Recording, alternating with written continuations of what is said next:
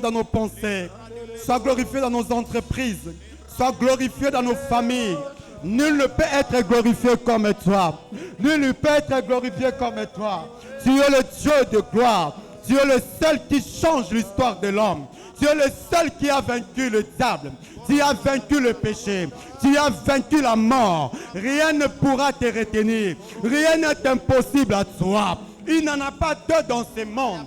Tu es l'unique à ton genre. Le seul est Dieu qui gouverne le monde. Le seul est Dieu qui règne à jamais. Et personne, Seigneur, ne t'a poussé à régner. Personne n'est à l'origine de ton règne. Tu es toi-même à l'origine de ton règne. Et ce que tu arrêtes, Seigneur, tu l'accomplis. Gloire à ton nom, le Dieu de gloire. Gloire à ton nom, le Dieu de dessein. Nous acclamons le Seigneur des Seigneurs. Le seul Dieu qui prend soin de nous. Même quand nous sommes inconscients, même dans notre profond sommeil, lorsque nous nous oublions nous-mêmes, même quand nous sommes dans notre propre oubli, l'Éternel et Dieu reste là. Il reste là. Il ne dort, il ne somnole. Il veille sur toi et moi. Même quand tu oublies de prier, l'Éternel et Dieu reste ton Dieu. Il est là pour te rappeler. Il est là pour te fortifier. Alléluia. Gloire à Jésus. Gloire à Jésus. Merci Seigneur Jésus. Amen. Amen. Amen. Notre Dieu fidèle. Je me demandais, je me disais si possible on devait continuer avec l'adoration. Je ne sais pas si tu sentais ce que moi je sentais. Je ne sais pas si tu voyais ce que moi je voyais. Quand tu es dans la présence de Dieu, dans l'assemblée de saints, bien aimé, il ne faut jamais être distrait. Chaque étape de culte est très importante. Parce que c'est un culte, ça forme un tout. Tout ce qui se passe, Dieu est là et il se manifeste. Tu ne sais pas quand est-ce qu'il va se manifester particulièrement dans ta vie. Ça pourrait être pendant les moments de louange et d'adoration. Ça pourrait être pendant les offrandes. Ça peut être pendant la prédication. Ça peut être pendant l'intercession. Et pendant que les amis chantaient, je voyais une gloire de Dieu. Et je voyais même les anges. Que Dieu soit glorifié. Que Dieu vous bénisse. Nous bénissons le Seigneur pour sa présence au milieu de nous, pour cette grâce qu'il nous a accordée de parler de sa part. Nous disons un grand merci à notre révérend Eric Nsenga qui a renouvelé sa marque de confiance envers notre humble personne et à tout le comité local pour son encadrement et son accompagnement dans le ministère que nous exerçons.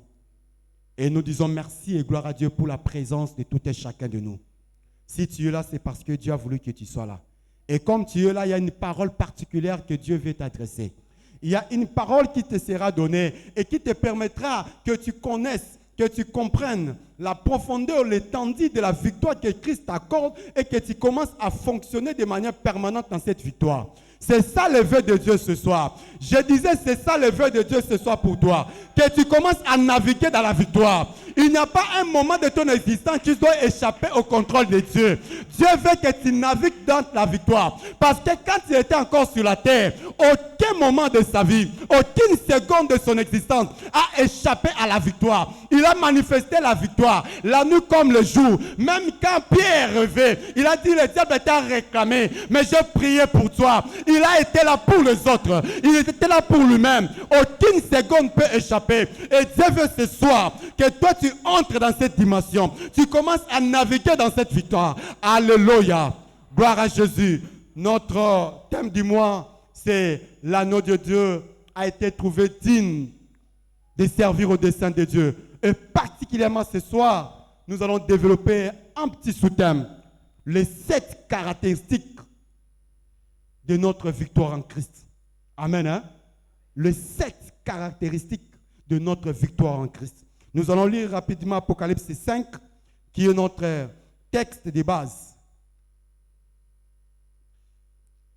Apocalypse, chapitre 5, qui est notre texte de base. Oui, je vis dans la main droite de celui qui était assis sur le trône un livre écrit en dedans et en dehors, scellé de 7 sceaux. Et je vis un ange puissant qui criait d'une voix forte, qui est digne d'ouvrir le livre et d'en rompre les sceaux. Et personne dans le ciel, ni sur la terre, ni sous la terre, ne put ouvrir le livre ni le regarder. Et je plairai beaucoup de ce que personne ne fut trouvé digne d'ouvrir le livre ni de le regarder. Et l'un des vieillards me dit, ne pleure point, voici le lion de la tribu de Juda, le rejeton de David, a vaincu pour ouvrir le livre et ses 7 sceaux. Et je vis au milieu du trône et des 4 êtres vivants, et au milieu des vieillards, un agneau qui était là comme immolé. Il avait 7 cornes et 7 yeux, qui sont les 7 esprits de Dieu envoyés par toute la terre. Il vint et il prit le livre de la main droite de celui qui était assis sur le trône.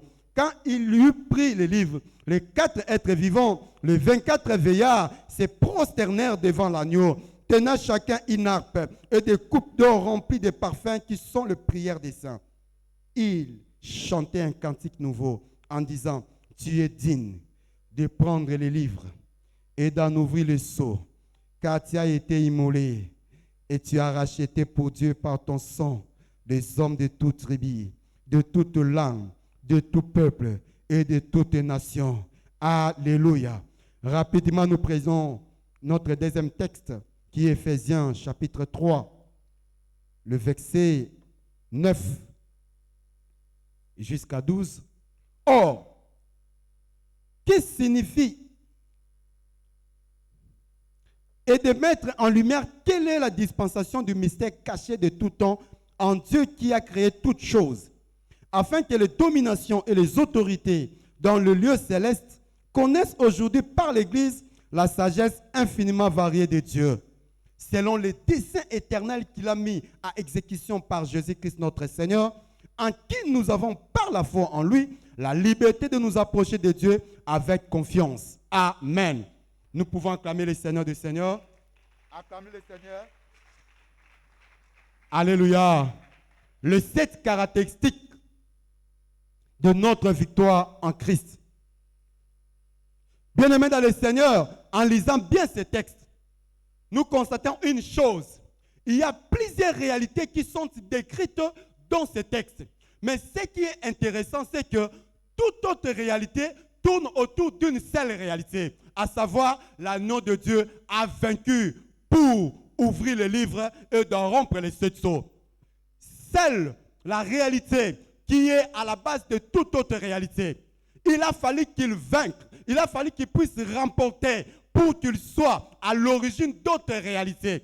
Ce que j'aime dans ces textes, c'est que ces textes d'Apocalypse 5 est un livre qui démontre que Christ est toujours en activité. Alors ici, il est déjà mort, il est ressuscité, il est monté au ciel. C'est comme s'il ne fait plus rien. Mais ici, on a démontré, il est allé prendre le livre et il n'a pas encore ouvert. Pourquoi il ne l'a pas encore ouvert? Parce que ce n'est pas encore le moment. Parce que l'Église n'est pas encore enlevée. Parce que Christ sait que c'est lui qui détient maintenant la clé de toute l'humanité. Et il attend à ce que le racheté puisse parvenir ensemble à la connaissance de la vérité. Il attend que le salut soit effectif pour qu'il commence à ouvrir le livre après que l'Église soit enlevée. Ce livre d'Apocalypse 5 est la seule partie du livre qui est entre la victoire de Jésus-Christ et avant l'enlèvement. Toutes les réalités citées dans ces textes démontrent la vie de l'Église. L'Apocalypse chapitre 5, c'est la vie de l'Église. En fait, le temps que nous vivons a un nom, ça s'appelle l'Église. Le temps où nous sommes, ça s'appelle Église. Et lorsque nous voyons ces textes, nous voyons l'agneau de Dieu qui a vaincu pour ouvrir le livre. Il ne l'a pas encore ouvert, alors que symboliquement, il a encore entre ses mains. On nous parle. L'agneau de Dieu a racheté le peuple du monde par son sang. Et il a fait de ce peuple un royaume et des sacrificateurs. Comme cela ne suffisait pas, il avait envoyé le Saint-Esprit dans toute la terre, qui est symbolisé par la Pentecôte.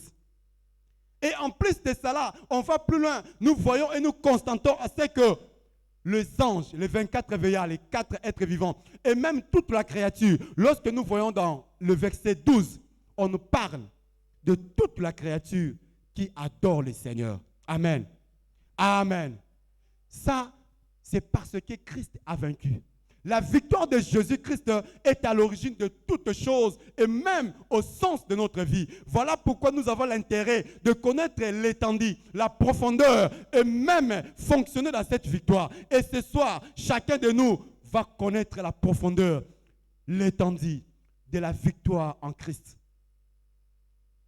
Première caractéristique de cette victoire, c'est que la victoire de Christ est une victoire totale et incontestable. Pourquoi c'est une victoire totale et incontestable? Parce que Christ est la seule réponse pour tout problème de l'homme. Tous les problèmes de l'homme, tout ce qui est à l'origine des problèmes de l'homme, ont trouvé leur solution dans la mort de Jésus-Christ, dans la personne de Jésus-Christ. Le premier problème, ou les 3 facteurs qui sont à l'origine des problèmes de l'homme, premièrement, il s'agit de diable et de puissance des ténèbres. Christ vivait encore sur la terre. Il a manifesté sa domination sur le diable et sur la puissance des ténèbres. Il était encore là vivant. Il n'était pas encore mort, mais il a manifesté sa domination sur la puissance des ténèbres. Qu'est-ce qui s'est passé? Même quand nous lisons Luc le chapitre 10, nous voyons une chose. Christ a envoyé ses disciples pour prêcher la bonne nouvelle, pour chasser les démons, pour guérir les malades. Ils sont revenus pour donner les rapports. Ils ont dit à Jésus-Christ, même les démons nous ont soumis en ton nom. Ils étaient étonnés, ils étaient dans la joie de son vivant. Et Christ et ses disciples, tous dominaient sur les démons.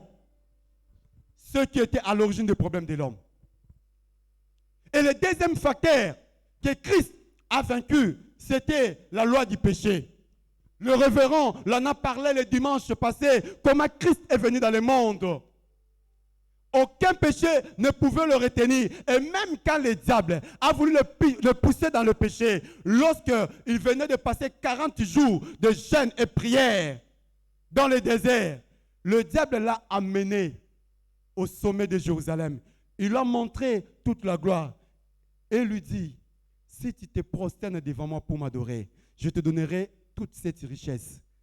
Avec cette proposition mensongère, Christ lui rappela, tu n'adoreras le Seigneur ton Dieu et tu ne serviras lui seul. Je prie ce soir que tu comprennes ces choses, que désormais que tu comprennes rien n'est impossible à Dieu et que tu ne peux qu'adorer le Seigneur ton Dieu et que rien ne lui est impossible parce que Dieu a manifesté sa puissance en dominant sur le péché. Il n'a pas laissé faire au diable. Il a dominé à cette incitation. Le troisième des choses, ou troisième facteur que Christ a vaincu, c'était la mort.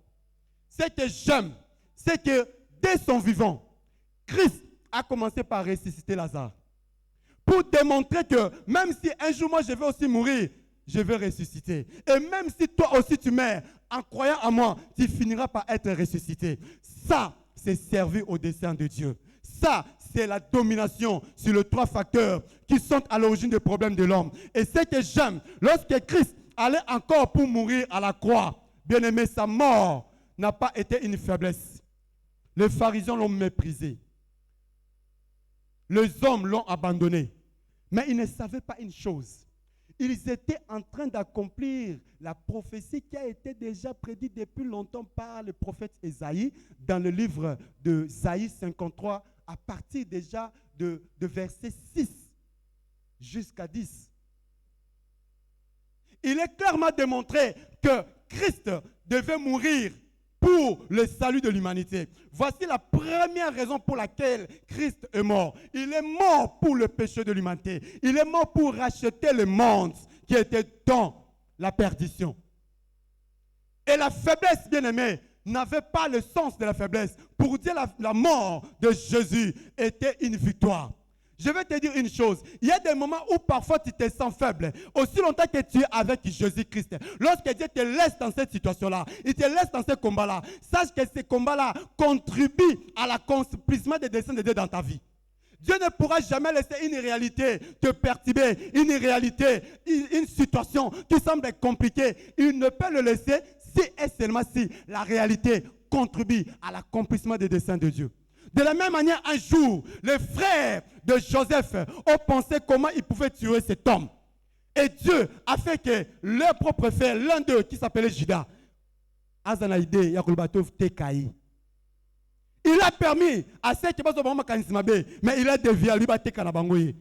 Et il est parti en Égypte devenant esclave. Sombe côté, il y a Potiphar, sa femme a trahi encore Joseph. Et qu'est-ce qui s'est passé encore? Il s'est retrouvé en prison. Mais ce que j'aime, dans ce processus prophétique, Dieu l'avait permis parce qu'il savait que toutes ces réalités contribuaient à l'accomplissement des desseins de Dieu. De la même manière, quand il est venu lui-même, il a accepté la mort parce que la mort contribuait à l'accomplissement de ses desseins. Il lui permettait d'accomplir la volonté de Dieu pour laquelle il était venu sur la terre. La deuxième raison pour laquelle Christ est mort, c'était pour apaiser la colère de Dieu. Désormais, Dieu ne nous regarde plus directement, mais il nous regarde au travers de Christ.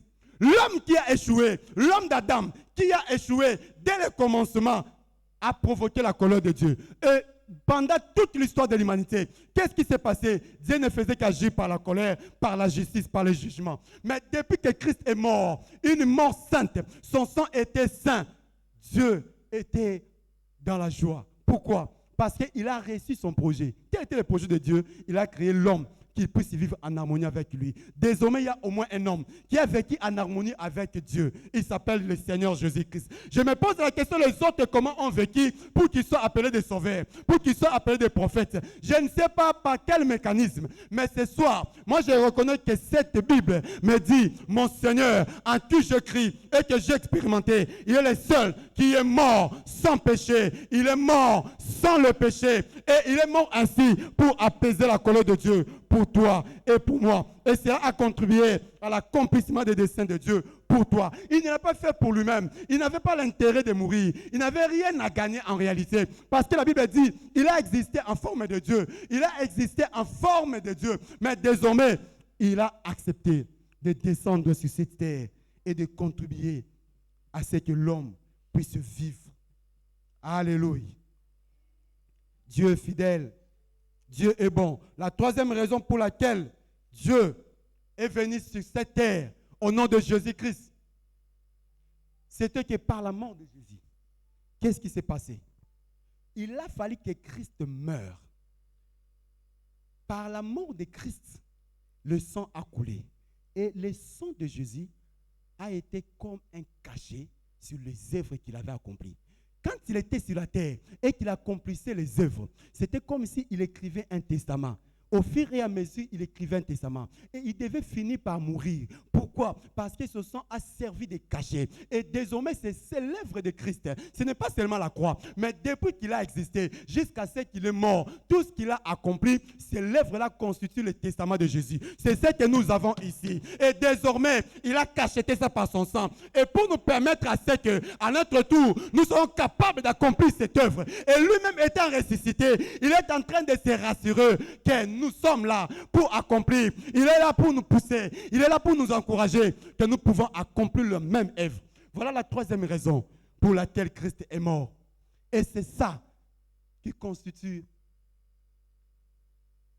la victoire totale et incontestable. Quel est le problème qui n'a pas été pris en charge par l'existence de Jésus? Citez-moi une. Ça existe où? Qu'est-ce qui n'a pas été accompli par Jésus-Christ qui soit important par rapport à ce qu'il avait accompli? Est-ce que quelqu'un m'a compris? Et pourquoi sa victoire est incontestable? Parce que Dieu lui-même a agréé sa sacrificature.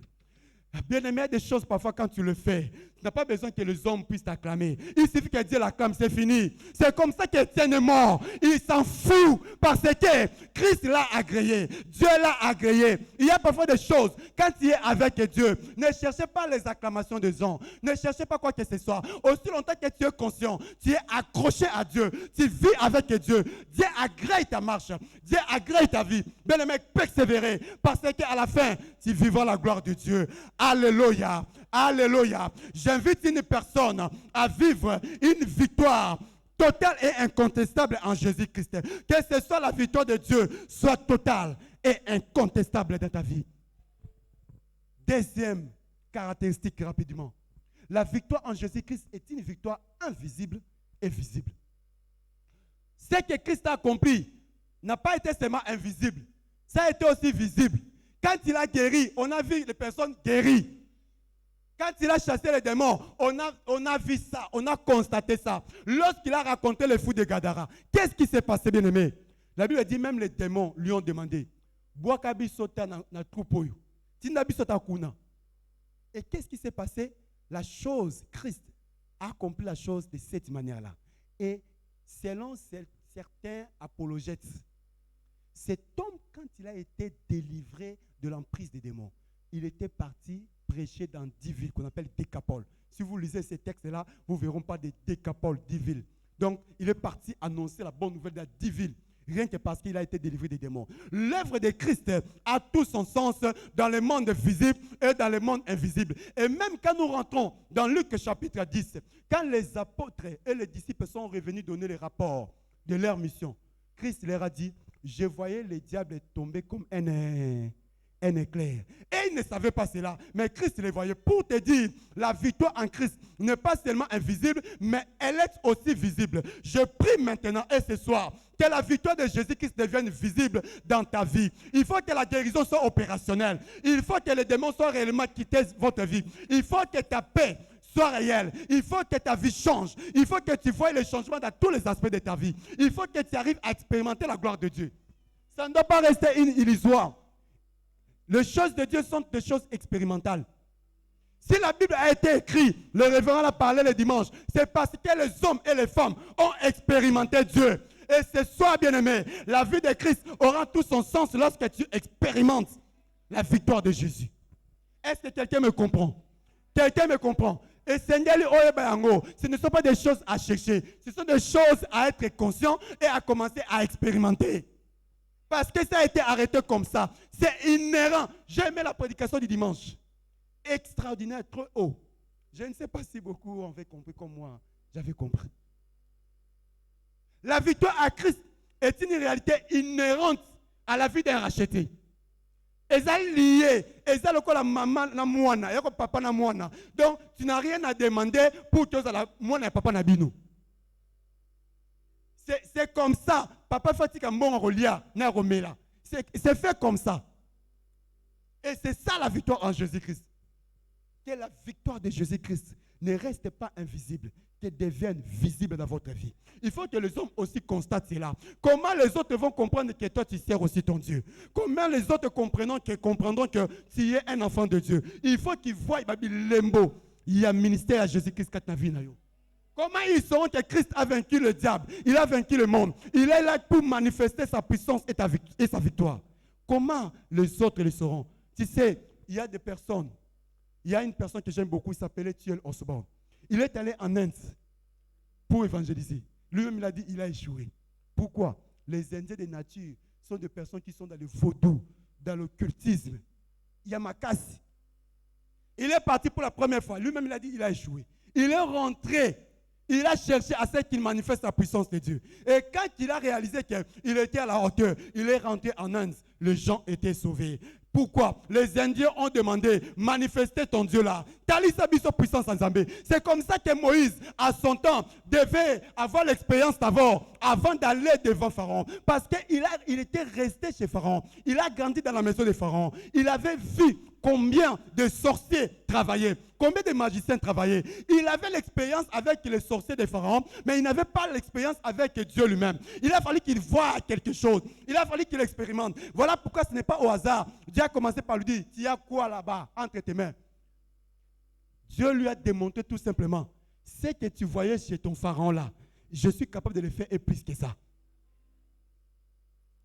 Et comme il avait écrit, quand il est arrivé devant Pharaon, Dieu, laissez pas avaler. Il a dit, il a dit, il y a sorcier, magicien. Taisez-vous. Dieu ne laissera jamais les problèmes puissent t'avaler.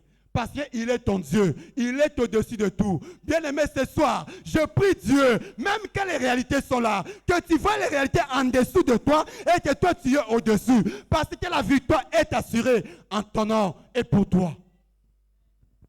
Troisième caractéristique de la victoire en Jésus-Christ, c'est que c'est une victoire permanente.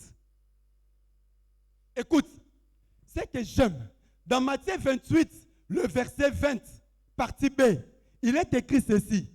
Et voici, je suis avec vous jusqu'à la fin. Et pourquoi il a dit, je suis avec vous jusqu'à la fin du monde? Ce n'était pas fantaisie. Aucun iota de la Bible n'a été fait de manière au hasard. Il n'y a pas un mot biblique qui est au hasard. Il n'y a pas une virgule qui est au hasard. Il n'y a pas un « et » qui est au hasard. Tout a son sens. Et s'il avait dit « je suis avec vous tous les jours », c'est pour les garantir que de la même manière que je vous avais envoyé et que vous avez réussi, rassurez-vous, je ne serai pas avec vous physiquement, mais je serai en vous pour continuer à assurer mon travail. Moi-même, je serai là pour continuer mon travail. N'ayez pas peur. De la même manière, vous avez eu à remporter le prix. Vous continuerez à le faire. Il leur a dit « je suis avec vous tous les jours ». C'est pour leur dire, la victoire est permanente. Vous réussirez, vous gagnerez, vous aurez du succès, vous remporterez, vous dominerez sur le péché, vous dominerez sur la puissance des ténèbres, vous dominerez sur le principauté. Voilà pourquoi même dans l'Éphésiens 3:10, il a dit clairement, nous avons le pouvoir, la puissance de dominer, de manifester la puissance de Dieu sur les dominations et les autorités. Ça, c'est l'œuvre de Christ. Et il a légué ça. Nous devons le manifester de manière permanente. C'est toi qui se fatigue. Dieu n'a jamais dit à un moment donné la kangue robinet. Tu as vu ça où? Dieu fonctionne avec toi comme ta foi fonctionne. C'est automatiquement le quatrième caractéristique. C'est à toi, c'est à moi, le racheté. C'est à toi et moi les sacrificateurs qui sommes appelés à manifester la victoire de Jésus. Est-ce que tu es avec moi? Dans Éphésiens 3:19, on lit. C'est à nous l'Église. Dieu a donné à l'Église de manifester la lumière dans le monde qui est dans les ténèbres. Et en même temps, de faire connaître les autorités et les dominations, la sagesse infiniment variée de Dieu. C'est-à-dire, quand Dieu choisit une procédure, une manière d'agir, même le diable a surpris. Dieu a le contrôle total des stratégies de manipulation du diable. Mais le diable ne connaît rien sur Dieu. Je vais te dire une chose. Le diable ne connaît rien sur tes pensées. Il est écrit clairement dans 1 Corinthiens. L'homme connaît le pensée de l'homme qui est en lui-même. Tel que tu es là, je ne connais pas tes pensées, tu ne connais pas mes pensées. Même le diable ne connaît pas tes pensées. Il ne faut pas donner beaucoup d'espace au diable. Pour rien. C'est qu'il n'est pas. Même quand nous regardons les histoires dans la télévision, il y a beaucoup de choses qui tournent autour des diables et ils peuvent avoir une puissance de manière à manipuler le cac. Il te fait peur, à la fin, tu comprends qu'il n'y a que ce monsieur-là qui est capable de maîtriser les diables. Il centralise le pouvoir sur lui au lieu de le centraliser sur la personne de Jésus-Christ. Est-ce que quelqu'un me comprend? C'est à l'église, c'est au racheté. La différence entre un racheté et un sacrificateur en est que un racheté, c'est celui qui a été acheté de nouveau par le sang de Jésus. Mais un sacrificateur, c'est celui qui est en train de rendre un service. Je veux que tu commences, que tu fonctionnes dans la dimension des sacrificateurs, des personnes qui posent des actes, des personnes qui changent les choses, des personnes qui ont compris qu'ils doivent fonctionner la victoire. Et lorsqu'ils s'élèvent, la réalité ne doit pas rester la même. C'est ça, c'est que Christ a accompli. Servir au dessein de Dieu. Alléluia. Est-ce que je peux avancer? Le sixième caractéristique, c'est ça. Le cinquième, Tozolanda. Le cinquième caractéristique, bien aimé, je vais te dire une chose. Le diable connaît et subit ta victoire en Jésus-Christ. Actes chapitre 19, le verset 15. Il y a une histoire qui s'est passée. Les 7 fils de Séva, vous allez lire ça même à la maison. Ils ont voulu chasser les démons en disant, au nom de Jésus-Christ, que Paul prêche, ils voulaient chasser les démons. Mais comme ils n'avaient pas reçu le mandat de chasser les démons au nom de Jésus, et comme Christ ne les connaissait pas, la Bible dit clairement, ils ont été tabassés. Mais ce qui est important pour moi, ce n'est pas que le fait d'être tabassé. C'est que les démons ont dit dans ces versets-là, Jésus, nous les connaissons. Paul, nous les connaissons. J'ai dit, ce même Dieu dit, David, je le connais. Dieu quand il regarde, il dit, oh, Madame Fifine Dombele, je la connais. Papa Mayunga, je la connais. Papa Didier, je la connais. Le diable te connaît et tente de les racheter. Le problème, c'est que c'est nous qui donnons la force au diable. La force du diable réside dans notre peur. Est-ce que quelqu'un comprend ça? Quand nous étions tout petits, on s'est promené avec un ami qui d'habitude était un vrai provocateur. Et à chaque fois qu'il voulait se battre, nous les retenons. Un jour, il a provoqué un monsieur, en tout cas, on s'était fâché. On a dit, monsieur en question, tu vas te battre. C'est le jour-là où nous avons su que le monsieur n'a jamais été fort. Mais il ne se bat pas. C'est comme ça que le diable fonctionne. En réalité, pour notre ami, sa force était que quand il provoque, et ce jour, tu découvres qu'il en est faible. Le diable sait très bien que tu es plus fort que lui. Le diable, en réalité, il a plus peur de toi que toi, tu as peur du diable. Et lorsque toi, tu as peur du diable, il prend la force, il prend l'énergie. C'est comme ça que dans 1 Pierre 5, 8, il est dit clairement, le diable rôde comme un lion rugissant. Rôder, c'est comme déambuler. On a objectif moroté. Meka. Mais toi, tu lui donnes l'opportunité. La vraie opportunité du diable, c'est nous-mêmes. Le diable nous tremble. Le diable a peur de nous. Pourquoi? Parce que le diable nous connaît. S'il connaît Paul, est-ce que cette particularité n'est que pour Paul? C'est pour tout enfant de Dieu. C'est un privilège pour tout enfant de Dieu. Tel que tu es là, assis sur la chaise, cette grâce t'appartient. Parce que le diable te connaît. Ça, c'est la caractéristique des hommes qui fonctionnent dans la victoire. Tu dois le savoir désormais ce soir, que tu ne dois plus avoir peur, des démons, des puissances des ténèbres. Rien que par un mot, les choses peuvent changer. Rien que par un mot, le diable va te laisser. Alléluia. Alléluia. Les 6e caractéristique. C'est l'Église et les sacrificateurs peuvent s'auto-empêcher la manifestation et la démonstration de la victoire en Jésus-Christ. Il n'y a que nous-mêmes qui sommes à l'origine qui peuvent empêcher que la victoire de Jésus-Christ soit manifestée. Dieu ne peut pas l'empêcher parce qu'il a accompli pour nous. C'est comme un papa qui donne provision à la maison et puis il empêche à ses enfants de manger. Là, au moins, c'est un papa irresponsable. Mais Christ nous dit, si méchants que les parents sont-ils, ils savent donner de bonnes choses à leurs enfants. À combien plus forte raison notre Père dans le ciel donnera des choses, des bonnes choses à ceux qui le demandent. La victoire en Jésus-Christ ne peut jamais être empêchée par qui que ce soit. Si le diable déjà te connaît, si le diable sait que tu es enfant de Dieu, c'est qu'il est lui-même disposé à accepter et à exécuter ce que toi tu lui donnes comme ordre. Et si tu ne le fais pas, et si comme Dieu aussi ne peut pas empêcher la manifestation de ta victoire, c'est que c'est toi-même qui peux l'empêcher.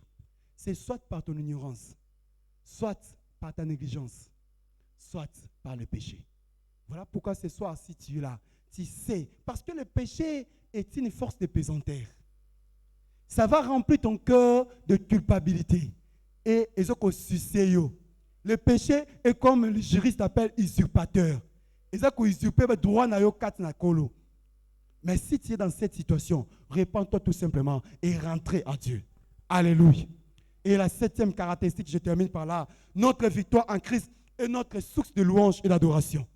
Bien-aimé dans le Seigneur, plus tu grandis dans la connaissance de la profondeur et de l'étendue de votre victoire en Jésus-Christ, plus tu vas adorer et louer le Seigneur. Il faut faire la différence entre la musique et la louange et l'adoration. La musique, c'est ce que nous chantons là. Art. Mais l'adoration, c'est avant tout l'attitude de notre cœur, l'expression de notre cœur. Mais comment nous arrivons à cette dimension? c'est lorsque nous contemplons l'œuvre accomplie par Jésus-Christ. Lorsque nous comprenons ce que Christ a fait et lorsque nous comprenons ce que l'agneau représente pour nous, c'est alors que nous pouvons grandir dans l'adoration. Bien-aimé, là où tu es, je prie que le Seigneur puisse se manifester dans ta vie, que le Seigneur puisse te convaincre, que ce soir, que Dieu t'amène à une dimension de la sorte que rien ne te soit impossible, que tu comprennes la victoire que Christ a remportée pour toi. Dès son vivant jusqu'à sa mort, il reste son Dieu, il reste ton Dieu, il a tout accompli pour toi. Et même s'il est encore au ciel, en même temps dans nos vies, il continue à opérer. Et aucun espace de ta vie ne peut être rempli par le diable. Là où tu es, tu vas te lever. Nous allons adorer notre Seigneur. Alléluia. Alléluia. Car il est glorieux.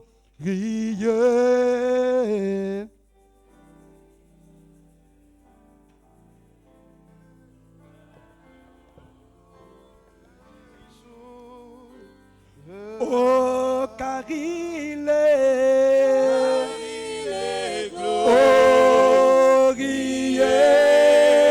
et digne de régner. Oh, l'agneau Jésus.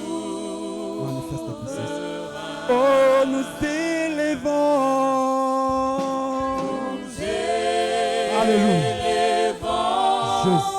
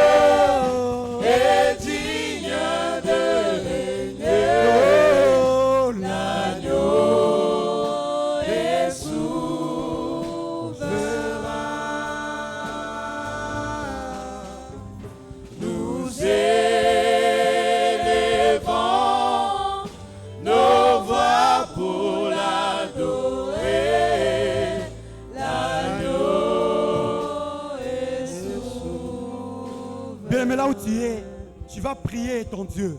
Que tu fonctionnes dans les 7 caractéristiques de la dimension de la victoire.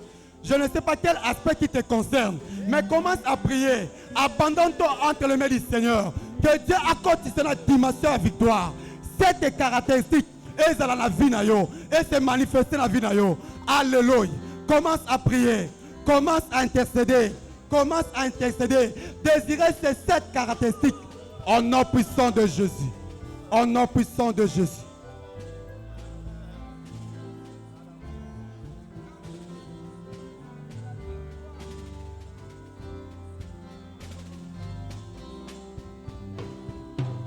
Alléluia. Alléluia. Jésus.